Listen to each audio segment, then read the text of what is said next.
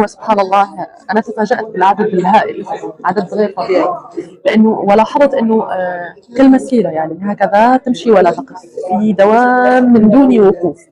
العدد عظيم لما نقارن العدد، مثلا هو تقريبا مرتين قدر سكان تونس، ولكن لما نرى مساحة كربلاء جدا صغيرة، كيف يدخلون كلهم إلى كربلاء في يوم واحد ويخرجون من دون أي أذى؟ لم نسمع أنه هناك إشهاد يعني وقع لشخص ما، لم نسمع أنه هناك ازدحام أدى إلى قتل ناس، لم نسمع. سبحان الله، شيء أشعر أن هناك روحانية تحافظ على سلامة هذه المواكب. في البداية من يأتي ويرى ولا يأخذ المعلومة يظن أن كل هذه المواكب مدعومة من الدولة، ولكنها كلها مواكب خاصة بالناس، وكل هذا التطوار ل 22 مليون شخص يجوا إلى كربلاء هذه الأربعين، أن هذه المواكب فردية وتطوعية من الناس. من أين تأتي كل هذه الخيرات؟ سبحان الله. يعني أنا كنت أتكلم أقول نحتاج أن يكون هناك يوم عالمي لهذا التطوع الرائع في كربلاء، التي أحسست بها في كربلاء.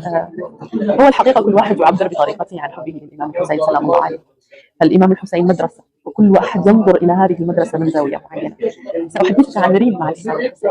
ريم مع الإمام الحسين هي قصة عشق طويلة من طفولتي. يعني أنا الإمام الحسين جدي، والإمام الحسين حدثتني أمي أن في بيت جدتها بالرغم أنها سنة كانت معلقة صورة الإمام الحسين سلام الله عليه، وربينا أولادنا على حب الإمام الحسين. فمجيئي للإمام الحسين كمن يرجع إلى انتمائه، كمن يرجع إلى جذوره. كما قلت لك، كل واحد يعبر عن مشاعره الخاصة بطريقة معينة، بالبكاء، لعله باللطم من قبل أو لم يقبل هذه الطريقة، لعله بالتطبيع من قبل أو لم يقبل هذه الطريقة. كل شخص عنده طريقة معينة في التعبير. لكن أنا لما أتيت إلى الإمام الحسين سلام الله عليه، شعوري كان وكأنني خرجت من اليوم ووجدت نفسي عند الإمام الحسين في تلك الأيام.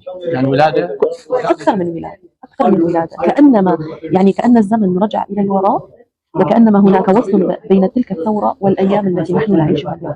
يعني لما تمر بالخيام وتقف وتنظر تقول قدماي وطئت الأرض التي وطئتها قدما الإمام الحسين سلام الله عليه في تلك اللحظة، السيدة زينب، وتمر يعني كالفيلم يمر أمامنا في كل القصة. أنا لا يمكن أن أتوقع أن أحدا ما يمكن أن ينكر الأربعين على الإمام الحسين سلام الله عليه، أو عن زيارة الأربعين، أو ينكر زيارة الأربعين، أو ينكر هذا العشق الذي يأتي الناس ليعبروا عليه الإمام الحسين.